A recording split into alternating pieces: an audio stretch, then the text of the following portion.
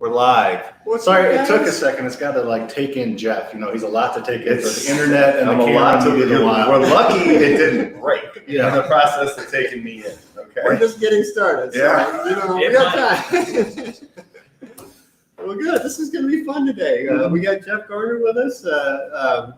I guess Jeff's kind of a competitor, but a friendly competitor. Is that a fair way to say it? I think so. We're all here in the St. Louis market, but we all do the same things. Yep. And Lucas Walls, Sam Prim, Brian Schroeder, Jeff Garner. Jeff Garner. The Jeff Garner. Jeff is trying to figure out how to share our live stream on this page. I don't know if did you figure it out, Jeff? No, I don't see it. I think you're lying to me. I don't think there is a live stream.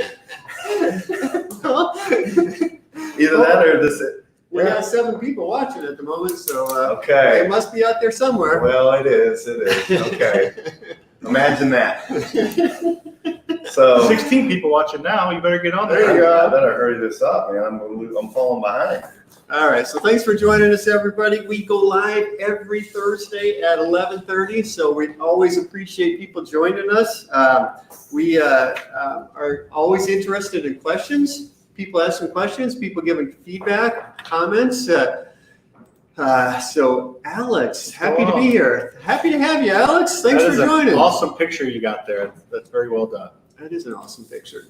That is an awesome. Looks like a warm blanket. Yeah, there you go. Look at them. He's getting it figured out. I don't know if I'm getting it figured out, but I'm getting ready to resort to my own live feed if I can. All right, we'll just talk and you get that figured out. All right? Okay. Yes. It's not. I'll share it later. All right. All right. Good stuff. So Happy to be here. Thanks for having me, guys. It'll be fun. Appreciate it. Yeah. It's going to be fun. We always kind of like to get started with just talking a little bit about what the market's like for our different businesses. Yeah. So leads. Sam, leads. how are our leads with us this week? Leads were down a little bit. 2 weeks ago, we had 25 leads, which is we shoot for 20 a month or 20 a week. This last week was 16, so it was down a little bit, but not too bad. We had 3 buys, which our goal is 4, so it was down 1. But it was just a slightly down week, but not too bad at all. And leads are pretty good this week so far. How are your leads this week? Pretty good. I go with a much smaller number than you guys. I don't know my exact amount. I know I've been on like 3 appointments and got one of them, and that's a good week for me. Yeah, that's good. Awesome. Yeah, It's always a good day when you buy a house. absolutely. Absolutely. Yeah. So let's talk about sales. How's sales been this week? Sales are good. Sold 3 this week, so it's pretty on par for us. But I think we bought 2 this morning, which is good. Yeah, And we're on track to buy how many this month? we're on track to with those this morning. If one of them's if everything goes to plan, we'll buy 20 this month. So it'll be a good month. It'll be a great month and Yeah. record profit month for us too this month. So I'm excited about that. Yeah. Sales good for you? Sales are really good. The sales side of it, I need more property. Yeah, that's the thing. Yeah, that's the easy side. Selling is easy. Because you buy them so deep, so Yeah. they're all good deals, right? Absolutely. If it's priced right, retail or wholesale, whoever it's selling to, it's gone. Yeah. Gone. And the retail side is ridiculous right now. It is. I mean, we're back to our old strategy of listing it a little under market, so that they just they blow it out of the water. Give us we make 5-10 grand more than what we should. Yeah. It's I like just, so competitive. So It is crazy. Do you think that's going to stick around for a while, or is it just like a month or 2 thing? no, I think it's just a lack of inventory thing and a feeling of that no one knows what's coming next, and they want to try to gobble up what they can. Yeah. And there's 10 buyers for any house that's listed. Yeah.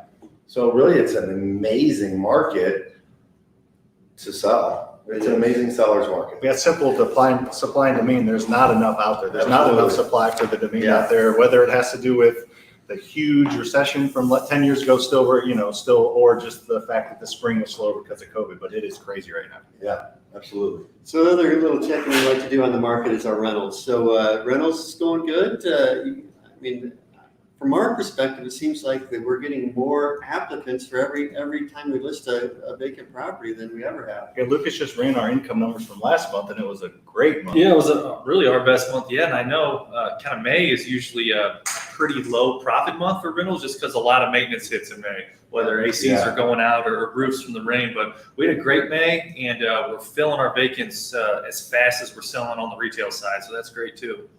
It's a good point about the maintenance. May is always a high maintenance. Yeah, absolutely. I've experienced that as well.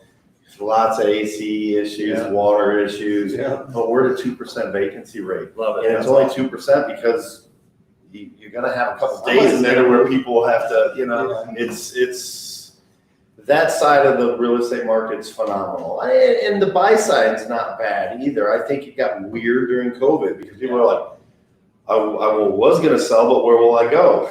And can I even leave? Yeah. But now I feel like they're starting to peek their heads out.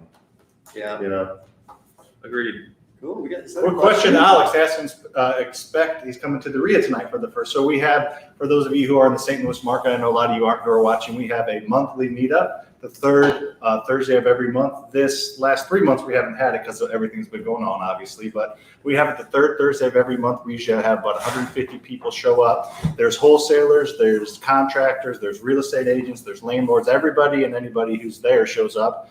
And tonight Jeff is speaking, so we probably will have to turn people back because there'll be so many people there because Jeff's speaking. Well, that tends to happen. So the one thing about Jeff here is he's an expert at hanging cabinets. If you can't see, there's a picture of him on his website. Yeah. He's hanging. I mean, he just looks like he knows exactly what he's doing. Well, I'm so good I can wear my dress shirt. We noticed that. What I don't happens? even get dirt. Hey Jeff, what happens when you don't wear your dress shirt? Can you kind of?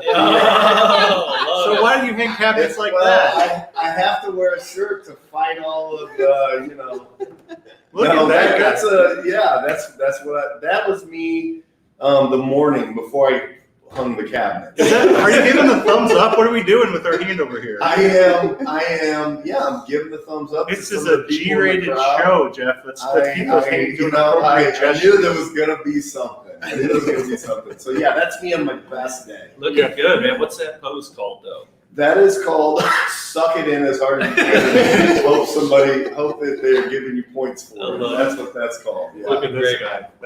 Seriously, that's freaking impressive that you keep yourself in such good shape. I'm impressed. I'm 20 pounds off from that. Obviously, that's every ounce of water drained out of me. Yeah. That is months of preparation for that moment. But and I'm 43 there, and that was the point. Is when I got in my late 30s, I decided that I needed some new goals to keep from, age catching up with me, metabolism slowing down. Yeah. And so I knew if I did a show, if I made that a goal, that I would stay on track because I'm not going to get on stage and embarrass myself. Yep. So it's been a lifestyle change. And so obviously I'm not in that condition all the time, but I'm much closer to that than what I was 10 years ago. That's awesome. That's impressive. Out of shape. So Super cool. yeah, it's just So keep your shirt on mind, here, body, though. soul. Keep your shirt on for this, okay? Why? Okay, man. All right. Well, I guess you can take it at the end, since you did that to me, we all have to take our shirts All right, off. so stay at the end. We're all going to Okay. take our shirts off. So Okay, stay everyone's got to take their shirt off at the end of this and flex. Okay, Don't tempt Brian. Do not tempt Brian. So I just want to follow up just a little bit on Alex's question there earlier about the club tonight. So there'll be a lot of great networking there. There'll be a ton of real estate investors there. We're going to have food, so come hungry. We got tamales tonight, so that comes with you showing up tonight. Tamale man tonight, it's free food. We pay for the food. If it's your first time, it's free. If you just want to drop in, it's $20. If you want to pay for the full year, it's only $100. But we pay for the food. There's free food. There's a cash bar too if you want. Usually, Brian will buy you a beer too, and it's a good time. Absolutely, I'll buy you one tonight, Sam. Thank you. I'll take a And Tito's. What about me, Brian? Okay, both of you, All right. too. I'm sorry, Jeff. It's coming out of your chest. Don't think it's anything free rides around. Right. So, and Jeff, you're going to be talking. What are you going to be talking about tonight? So I'm going to be talking about seller negotiation. Okay. That has always been my strength. For the first 13 years I was in the real estate business as an agent and an investor, I didn't market. I didn't know people sent postcards. I didn't, Facebook wasn't a thing. Yep. And so I made 6 figures a year from the time I was 23 years old, somehow or another, just by word of mouth.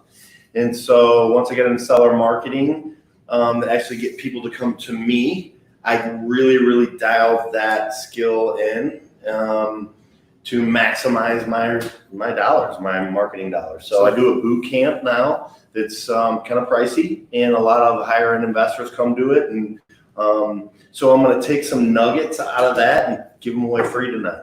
That's awesome. If you have any questions about negotiating, he is a master at it. So post them in there. He'll answer what he can, and ask some questions about how to get negotiating. I think I said in the marketing, if you can get every deal 5 to 10% less, that's a lot of money adds up if you're doing multiple deals. That's why when we talked earlier and you guys said that, you're buying 4 a month and what are your lead numbers? And I said, mine are a lot smaller. For one, I don't have the team that you guys. For a week. That's what it is. Mine's a month. Yeah. And you guys have an incredible team that you can pull that off. I don't have that team, and I don't know that I want to grow that big. So I decided to go deeper. Yeah. And so my 4 deals are like most people's 6 or 7, to be honest with you. At least that's my experience when I share my numbers. I believe that. So, and that's what I want to teach people. Like, hey, if you make $5,000 extra on every deal, you don't need to do any more deals. Yeah. You know what I mean? And not everyone's got what you guys have. Yeah, a lot of people get caught up on volume, but it's about that profitability. It really is, Yeah. man. It really You is. can buy a ton of houses and not make money. I know. I have done that. Yep. Honestly. So it is at the St. Peter's Golf Club. It's called Water's Edge, just to answer your question. Craig, and then Yes, Brian, tamales, beers, negotiations equals party. That's yes, true. Party. That's the formula to use. So, what's your team look like right now, Jeff? What's your company? What's Okay, your business so- look like right now? Oh, shoot. So I have, exits, for me, it's about being an acquisitions expert. Okay. I used to be a rehabber, then I was like, I'm gonna be a wholesaler, then I'm gonna be a landlord. And so I've done all that, right? I've done over 100 deals a year wholesale. I've rehabbed over 50 properties a year. I have owned over 100 rentals. And to me, it came down to the end of the day is the one key factor in it all was buying them right.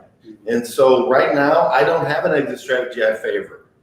Okay. I buy all my properties as deep as possible. And if I do that, I can do whatever I want with them. So I have a management company. Starting Point Real Estate Management. Because out of all the rental properties acquired over the years, I found it better to keep them in-house. So I have a property manager, a maintenance person.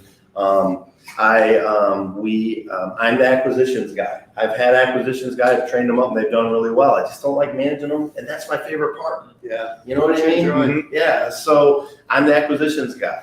I have a dispositions girl that buying's easy. I don't need a rocket scientist like Brian to He is if you didn't know that, he really is. rocket science. That's his degree.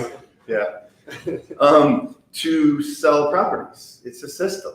Yeah. Get it out there to your people, get a lockbox on it, and negotiate over the phone. Try to get the best deal possible. They're sold in a day or two if you buy them right. Yeah. So management, dispositions, acquisitions, and some marketing and some outsourced marketing. That's my team. Manage the marketing yourself, or do you have a marketing person? I have a marketing assistant, which is the same as my dispositions. And so we come up with with systems on how we want to run any direct mail or any, watching our PPC numbers. She oversees that. I wouldn't say she's the creative behind the marketing. We have PPC guys. We have software we use, and we just try to keep track of our analytics and our numbers and our ROI and adjust when those say something's off. So I wouldn't quite say we have a marketing person, but we just have things we like to do and how we like to do them. And we look at a scorecard every week to see how they're doing. Really, I don't know anything about marketing, right? I know how to, I know some data people that I buy from. Yeah. I have a mail house. I have a piece that we tested and worked. And I have an assistant that makes sure all that runs smooth and our numbers show up right on the card. And if not, that's our sign that something's wrong. Then we dive in and change it. My marketing dollars have been up as high as $30,000 a month. Now they're down to under 10, and that's how I want. Yeah, that's good. It sounds like your team is lean and mean, just like you. Lean and mean. Dave. That's right. Yep. That's why my me. seller negotiations boot camp and the training we do for other people is called ground and pound. Ground and pound. I like it. Ground and pound seller negotiation, man. Is that what you do with your sellers? You take them down and Well, honestly, Matt and I came up with that name in about 30 seconds. I like it. And it was just for the boot camp we were doing within his training. And it just came from, because you're on the ground. the money's made at the table in front of the seller on the street, and the world has went to automation and people forget about that part. And really, I've had people spend new people get the marketing dialed in, and they can't take a freaking call, man. They can't convert it to an appointment or an appointment to a lead. So it was really just because that's where the work's done. And people. So can we talk through that a little bit? So, sure. A lead comes in. What do you do before you go out and visit somebody at a house? What kind of homework do you do before you head on out? Okay, so I've got a little system that we teach on that. I don't know that I'm gonna have time to get into that tonight, but it's very similar to everyone else's. I just have it in steps so that I can hand it off and say, if you follow this, you'll have the same success. So we take the call and we have a script. Okay. So you're big on scripts? I'm big on scripts. Okay. And I'm big on mastering the script and then change it.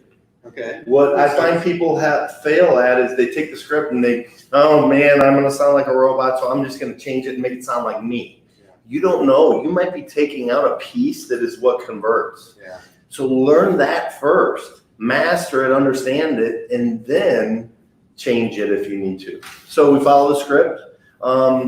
The script is basically to get off the seller radar or the sales radar, right? The salesman radar. Yeah. Right? Because they're tight when they call, right? Yeah. Hey, I got this card on. What do you give me for my house? You want to get them all? We want to just defuse them. Yeah. Hey, thanks for calling. Can we ask you some questions about your situation and your property and get some information? And then we can determine if it's a fit for us. And then you can decide if it's a fit for you. Yeah. Just diffuse them. Try to get some information. I'm on Zillow at the same time. I'm really just listening and trying to keep them talking. Do you take those initial calls or no? We have VA. Oh, VA? Yeah, and if the VA doesn't get the call, it goes to our office. And if the office doesn't get the call, it goes to an answering service. I got you. So we kind of got a triple setup there because I don't want to do a voicemail if I don't have to. Yeah. And we're evaluating, I'm big on talking, having a conversation like we are right now. Yeah.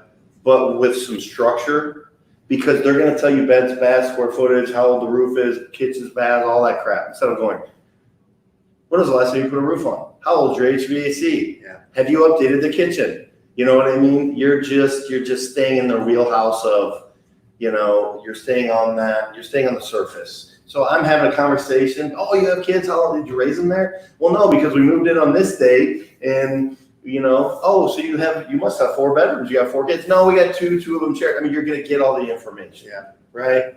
And you're building rapport with them. So, and I'm on Zillow. Yeah. And when they eventually tell me what they owe, and I don't even have to ask.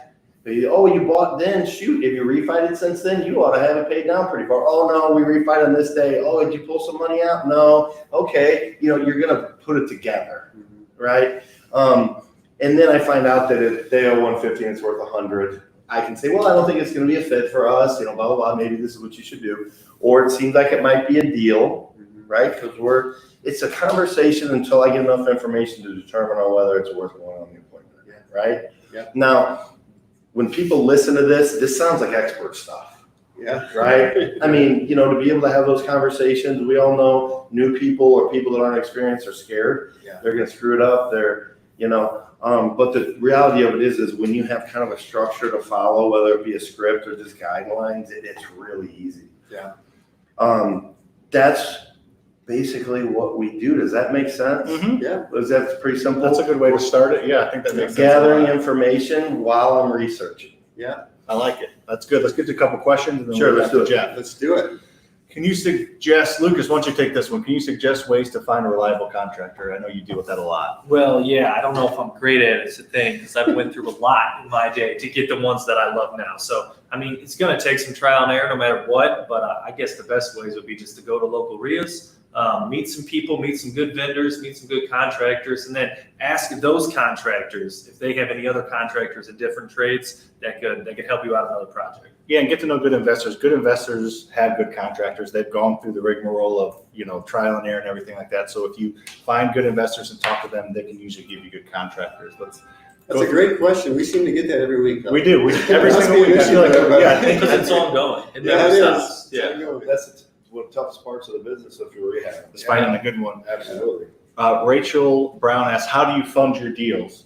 So Jeff, what do you do for Yeah. financing? You use Private private lenders? financing. Private lenders? I use hard money lenders too when needed. Yeah. You know, Same here. but I have a lot of private investors, and then when they're used up, I go to Brian or a couple other hard money lenders that I know. It's more expensive, but it's cost of doing business. Yep. If I got 15, 25, 30 grand sitting on a deal, I'm not going to pass on an extra 2 or 3 grand Yeah. for money. makes a ton of sense. So how did you develop your private lenders? Are they just family and friends, or how did you find them? When you've been in, truthfully, it's a conversation that you have. Like the conversation goes from, what do you do? Oh, well, I buy houses and we flip houses. Do you know anybody that has something for sale? It goes to, man, I got so many deals. The problem I'm having is finding money to do them. That's my opener. Yeah. And people go like, really? Okay, well, what do your deals look like? It's conversations. I've never done marketing for money. It's just being around and people being attracted to. It's people that want to get in the real estate business that don't have the time, Yeah. and they make good money. It's good. And so you can get safe. them It's a safe Yeah. investment. And it's- without, you can give them a taste. They can be in the real estate business without having to get their hands dirty. And it's super attractive because the stock market's so crazy right now. What we can provide to these private lenders is an awesome, safe return. Yep. And my line is, if I get hit by a bus, you get to keep the house. Yeah. There you go. Your collateral. Could I be will worse. get with whatever improvements I made and the profit. So Yeah. you're about as secure as you're going to get. Your stockbroker gets hit by a bus, you don't even know what you got.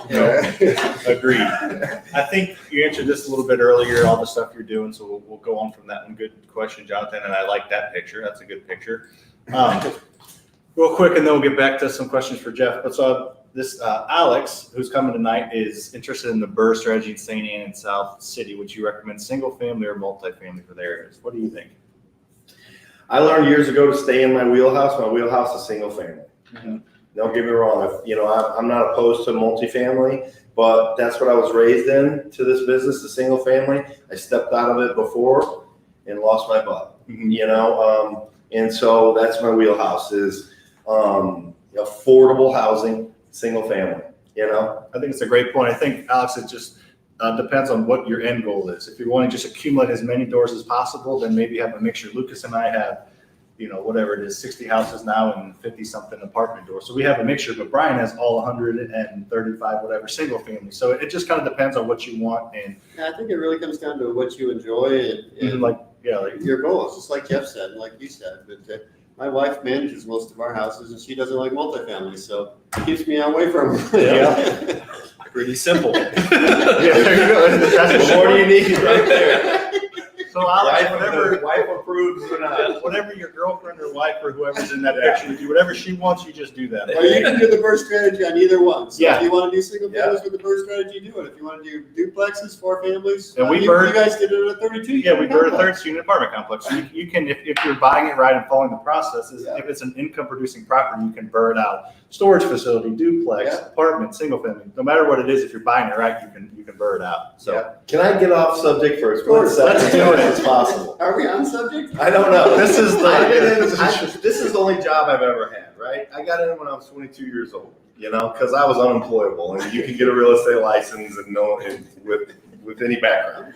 So, but over the years, I keep hearing all these new terms. Yeah. Hotel, the BRRRR strategy, right?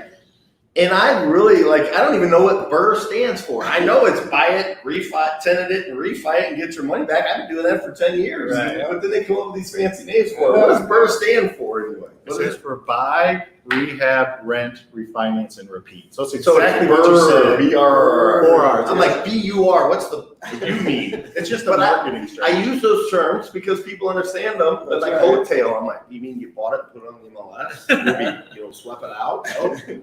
Well, we got fancy name for that. I'm a hotel expert. Okay, just catch it. I'm just seeing if anyone else has had that experience. I had that experience. Like, you and I both been around the business longer than the terminology has. Yeah, we figured didn't it have out. full names. We man. figured it out without the names. Yeah, we should have named it before everyone else did, and then like sold it. It could have been like the Schroeder system or the Garner flip or There something. you go. You know? Not as catchy, but I get it. You're right. Yeah. I like it. So I don't know if that answers your question, but Alex, those are great questions you can ask tonight. There's going to be a lot of people there that can answer those questions on our team and other people.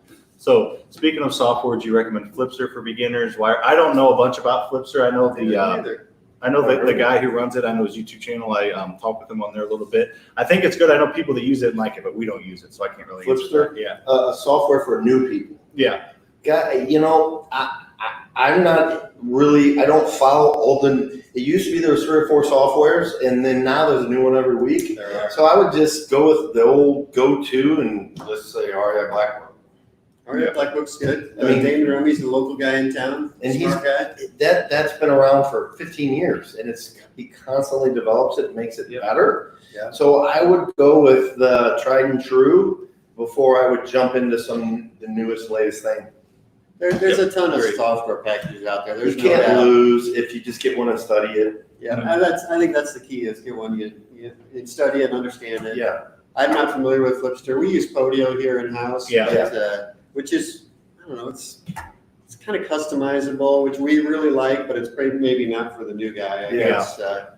We use both. Like Podio is awesome, but to me, Podio comes in when you get to where we're at, to where you have all these different segments of your business: management, rehab, wholesale, burr, hotel. There you go. And you need them to talk to each other. Yeah. But if you're just looking for a platform to market with a little bit of workflow, contract to close, Podio's not it. Right. It'd be you're basically going to build it out to meet what you need. And if you don't know what you need yet, go with a system that's done for you. Yeah. Another one. So how accurate is Zillow? You mentioned Zillow, so let you take that. The truth is it's getting more and more accurate every day. Yep. It used to be like, if I was talking to someone and it said the ARV on, or the Zestimate was 100, I knew it was anywhere from 85 to 120. Yeah. And so I'm guessing, okay, we're kind of in this range. It's good enough to set an appointment. And then maybe I do a little further research between call and appointment. Yeah.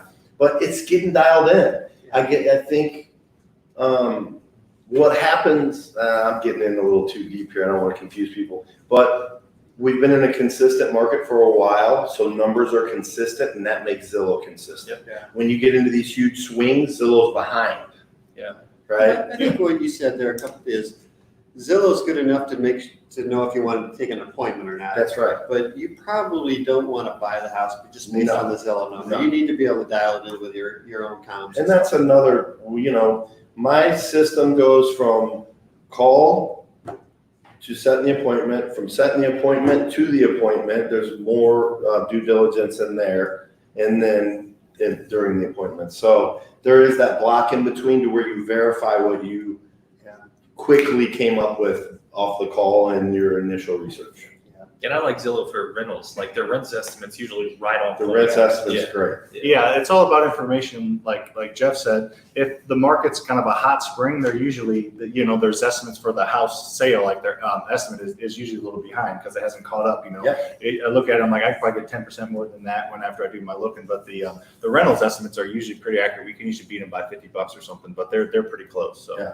And guys, rental prices just insane or what? Yeah. I just And interest rates are low, so it's a great combination. It's a great time to buy a rental house. Good time to buy rental, rental, that's for sure. Absolutely. Yep. Even better time to own rental houses. It's about 10 years. Oh, yeah. Amen. Well, it's, and I know you have this struggle too, because right now you could cash out and make more money than you will ever make again in our career. Because we're at a peak we bought it low and we're at a peak. Yeah. Now I know you're in the camp of keeping them forever, and I'm in the camp of cashing them out and buy again on the next. Oh, yeah. Okay. Well, I feel it wrong. I'm still picking some up, but when you got 60, 70, 80,000 in each little house you bought for 50, Yeah. how do you leave that money in there to make $250 a month or $300 a month? Just keep them and refi. You can refinance. That's what they did. They just took $800,000 out of their portfolio.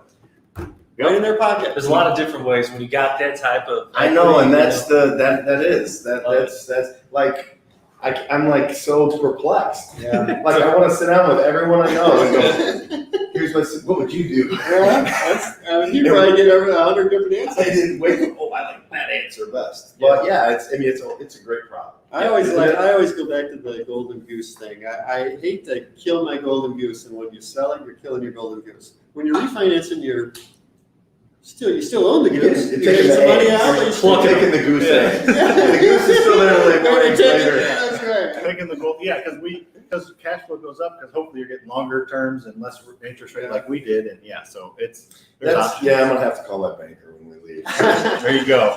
Interest rates are cheap, man. I don't know. Beat him down a little Does bit. he do? Yeah. Does he do? Another investor told me he's offering interest only. Well, I don't have any interest only loans. So I know you don't, and you don't care to because you got enough margin. But that's an interesting thought too. The BRRRR with interest only. I guess it depends on what your portfolio looks like. Because mine's equity heavy. I don't cash flow great. I cash flow, but not great. Yeah. Because I have a lot of St. Charles properties in them. Yeah. But the interest only and the refi makes some cash flow, and but then I don't pay him down. Yeah. Which is like It's a good problem to sacrilegious have for Jeffrey. you. Yeah, he does right on like that. No. It's all good. Here's a question just for you, Jeff. So what is your follow-up process on these? Is it automated through software? Do you have the VA do it, or is it automated, or what? Both. Okay. Emails and texts are automated. The VA will make some calls on long-term follow-ups, but the best follow-ups are me. The best follow-ups are whoever went on the appointment. Yeah. And that is really hard. I have tried to find ways to make my follow-up system effective without me involved in it, but it's double. It's double the close rate if I'm involved in it. And I don't know about you guys. So our software, whether it's REI Black Book or Flipster or whatever, I guarantee you they have a sequence that will send emails and maybe even texts or ringless voicemails or whatever your thing is that you can set up. But nothing is going to be more effective than that phone call and picking up the conversation where you left it off. Yeah. Kind of how we set ours up is, we just notify us or the acquisition person, and they have the option to either send an automatic email with a button or pick up the phone and call. Well, we're reminding them to not forget. I think you just said it, but Scott asked them, we're all talking and all being loud and stuff, but the software that you mentioned was REI Black Book. Dan Ramey, local guy. He started it 15 years ago and has been tweaking it. It's local, so a lot of people use it. Yeah, it's tried and true. I want to put that in there. I'm not trying. I don't get $1 from Damon if you buy a software, but someone asking a couple times now. It's like if I had to put my name on it, I got to go with Damon because I know software has glitches, software has holes, and he's been working on them on a daily basis for 15 years. And any new thing is added in, and it's added in, and so that's what I would suggest. I like it. I agree. Scott, you're not going to make it tonight. Bummer. Rachel is going to put my phone number in the chat box, so you can just give me a call or give me a text, and we can chat just to get that real quick. Another one from Alex, our millennial buddy. What is one book you would recommend for someone just starting out? You got a book that you'd recommend? One of the first books I read was E-Myth. Yeah, it's a business book. Put together your systems and everything. Yeah, it just got my mind right before I started diving in to all the different facets of the business. Yeah. Did you ever read any books to learn the flipping business, or? I wrote a couple. You got a book you want to promote? No, like content for courses and stuff throughout the years. But I've never read a flipping book. I haven't either. That would be so boring. I want to read a book. Have you read a book on flipping or rentals or anything? I don't know. I've listened to a lot of audio books and just kind of that kind of thing. I haven't done it as much recently, but I don't think it's specifically on owning a flipping company. What was the question again? I don't remember the exact Just a book recommending get started out. Like, the Rich Dad Poor Dad. Can you ask it on can you more direction like on flipping or rentals or just real estate investing in general? But real estate investing? the general concept, my favorite is still Rich Dad Poor Dad from Kiyosaki. But then if you want specifically on rental property, Brandon Turner's got a really good book on, I can't remember, I think it's just. The book on rental property investing, I think. I think that is it, Like yes. I don't know a really good book on the flipping business. There are probably tons of them out there. I don't know what else. Sam and I actually wrote a decent short read handbook. I think it's like 60 pages. That's on our FasterFreedom website. If you want to go there, it's a free download, 66 pages. It tells you how to build a rental portfolio. Yep. Good. Little bit book. Yep. That's Stuff good for authors, man. Other people's experience, books about experience of people doing it, I would suggest always. I like those business books like E-Myth and, there's a couple others that. I like traction. We follow the traction model. Yeah, we do the traction model. But E-Myth was a good start for me because it got my mind right. Because really, once you learn the real estate business, then you're probably going to backtrack and realize that it's a lot mindset. Yeah. It really Mindset is. super important. You're going to go to RIAs. There's enough podcasts. There's enough content out there to where you can learn every aspect of the business. There's amazing coaching programs. It's getting your mind right, getting your mindset right. Like, so to me, to learn and read that book and they talk about systems, like if you have a partner, partners can suck. But if you start a partner off with, this is you and this is your part of the business and don't cross that line and this is mine, that it can be super successful. Yeah. And systems written. And so that's the kind of things that taught, and finding a process, whether it be for marketing or appointments, and like, this is my process and this is how we do it every time. That's what it taught me. Yeah. And so all that real estate stuff that I learned after that fell into the place and made it a lot easier for me to have success. Real quick, very important. If you're just logging in now and you weren't on at the beginning, we just want to show you a quick picture of Jeff with his shirt off. So that's all we need right there. And we will all be taking our shirts off at the end of this. Yeah, Including these guys here. Don't tell Brian. I've seen it. I'm just, I always think about Brian and how he can have a 2-day shadow every day. That's what my radio. It's the closest I've ever seen it shaved today. It's actually like he shaved today, but it's always a 2-day shadow for 10 years Tell now. everybody your thoughts when you see. Well, not recently, but when Brian recently put out videos. What did they look like? Oh my God! Let's see. I gotta get centered. I'm gonna do it. Where's the camera? I'd be like, Right there. I'd be like, hi, I'm Brian. I own Faster House. We would like to buy your house. For all those years, man. I would like to buy your house. We pay cash. I'd be like, where's the terrorist with the gun? Like, it was like a hostage video, and he's going, I'm not mistreated. They're being very good to me. Send you commie bastards. America's bad. Send them the money. That's what it was. Well, you've come a long way, Brian. You have. When you came in and you're like, hey, everybody, I'm like, wow. Practice does make perfect. Yep. There you go. Here's a question for you. I don't know if we're opening up a can of worms here or not. Oh, but God. Do you remember Josh Chittenden? Of course I remember Josh Chittenden. It was one of my dad's best friends, Bill. I grew up with them, and Josh is about my age, and he was the son. That's when we grew up together. Nice. Cool. Yeah, and Bill, his dad passed away a couple years ago, which is super sad. He's a great guy. My dad's best friend, probably, so I know the family well. Cool. Yeah. You thought you got me. You thought you got me there, but I remember it. Did you grow up in the real estate business? So Bill, Bill was a contractor and was just really good friends with my dad, I guess forever. I don't know. Yeah. Since I was a small kid. But my dad has always he was a truck driver until I was like 8 or 9. So I grew up going across the country in the back of my dad's truck. Nice. Believe it or not. That's super cool. And I guess for him, the real estate business was like, I hate this. This isn't out. And so he got his real estate license, and with like 3 years, he led Century 21 was like the top salesman and a broker, and just hit it.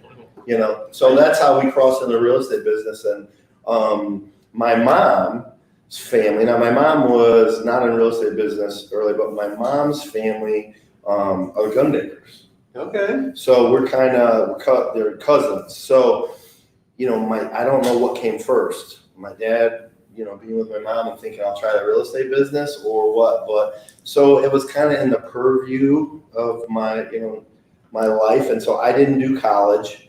And so I always kind of knew I'd get into the real estate business. And when I got in the business, your dad was, I see him, he always had the HUD listings. So that's so when I got into business real quick, 22 got my real estate license. I'm 22.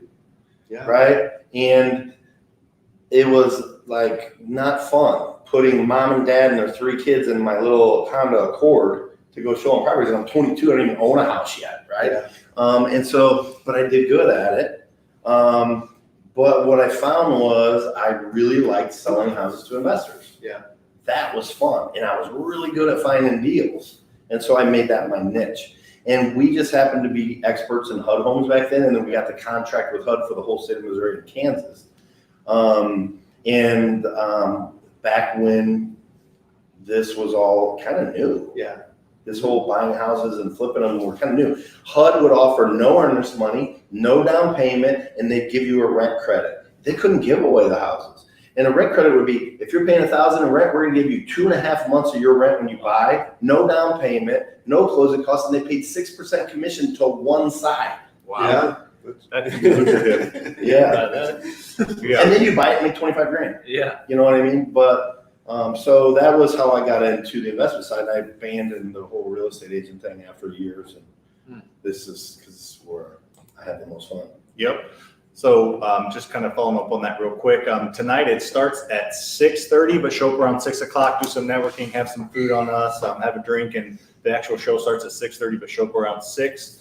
George has a good question here about short sales and foreclosures due to the COVID and the loan forgiveness or the loan, pushing everything back, forbearance and all that kind of stuff. So what do you guys think? Well, I'm not seeing an he asked, is there an uptick in short sales and foreclosures? And I'm not seeing it yet. Yeah, I but suspect maybe 6 months, a year from now, maybe, but I'm not seeing it yet. What do you think? Man, I don't know what to say. No, I'm not seeing it yet, but I started thinking something was going to come from this COVID thing, but I have not run into one person in pain because of it yet. Yeah, I haven't either. There has not been one person. Usually you start seeing the pain. It starts showing up in the real estate business, whether it be foreclosures or people Even are our working. tenants. Our tenants are all paying their rent. Everybody paid their rent. We didn't have to chase anybody down. I was like thinking, I'm going to have to talk to town about giving me a couple months on the rent, on the mortgage payments. Never happened. Collected it all. Yeah. Late fees are even down. And we collect a decent little chunk in late fees. I mean, we don't want to, but it's a perk to the downside, I guess. Yep, for sure. What else we got? Any other questions up there, or is? I don't think so. I answered the one about time. All right. Put it in the chat box too, Rick. So it's probably need to wrap it up here in a few minutes. You got Jeff's any, taking off his shirt here in a couple minutes. So And so are these guys. And Dennis is hiding over there too. He's going to take his shirt off. So before we wrap up, Jeff, is there you got any? I always like great stories, or is there the best deal you ever did, or the worst deal you ever did, or anything come to mind? Anything fun stories or anything? I mean, it's really hard to tell those stories and get it across because usually it's an in-person thing. Like the house is so bad. Yeah. And the smells and everything about it are so unthinkable. Yeah. But it's hard to explain unless you're there. Yeah. So best deals, worst. I did it. I remember, and I'm just Go ahead. I'm not sure if this is how good a deal this turned out to be, but I remember in the depths of the recession, and Newtown was like struggling really bad. The developer in here was bankrupt. There was nothing being built. There were foreclosures all over in Newtown, and you bought a 7-pack. a 7-pack of condos in Newtown, which not only were houses in Newtown not selling, the condos were definitely not selling. That might be one of my better deals. I love Newtown. I live in Newtown. Yeah. You called me about it, and I was afraid to buy I called it. You were the one first You were the one that had the guts. to test you out, because to see what your thoughts were, even though I was risking you going and doing the deal, but you lived here, and you know what? I'm down to one. Yeah. And I just sold one 3 months ago, so the lease came up, 1 bedroom, 110. You sold a 1-bedroom that you sold for 110 a couple weeks ago. 45 grand. You bought it for 45 grand. New. Did nothing to it. New. Brand new. That's good. That's a testament to, I don't know exactly what it is, but having the when everybody, Warren Buffett talks about when everybody else is scared Be to greedy. buy, be greedy whenever. People are scared, be greedy. When everyone's greedy, be scared. I was scared and you weren't. Yeah. And I was, I don't know, that was impressive that you bought that. It It was was an a- awesome deal. You know what? It was, I knew I couldn't lose because we could at least rent it and cash flow it a little bit. They weren't great cash flows because, in Newtown, Yeah. they kind of A lot suck of every fees. penny out of you. Yeah. But I knew it buying them at $45,000 a piece. We bought 7 of them. They were all brand new. That maybe they don't turn out to what we think they're going to be in 5-10 years from now, but at least they cash flow, so it was worth the gamble. And it turned out to be a really good one. But yeah, that was, and those were the first 7 I had bought. I didn't own a rent. The only rentals I owned were the 2 or 3 I got stuck with from 08. Jolene being one of them that I sold to you. Remember that? Yeah. So those were my first rentals with those 7. And I bought 110 in 2.5 years from that. Just doing that same thought. Got Just you going. screw I like it, it. gobble it up, Love it. Well, you guys got anything else before we wrap up? I think I'm good. I'm good as well. Appreciate it, Jeff. Yeah, Yep, thanks for having me, guys. So, quick reminder to everybody, come to the club tonight, 6 p.m., the Water's Edge Banquet Center out in St. Peter's. We'll have tamales there. We'll have cash bar. There'll be a lot of networking. Patio's open too. Patio's open too, yeah. So it overlooks this beautiful lake. So we'll open up the doors of the patio and have a good time. Jeff will be telling you all his secrets on how to buy houses at incredible discounts. Yep. And then also come back next Thursday, 11:30 for our live stream. We'll be back at 11:30 next Thursday. Did you have something to add? Nope, I think that's good. I was gonna say Wait come back next a minute. Yeah. Shirts aren't I'm coming gonna- off. And we'll see you next week.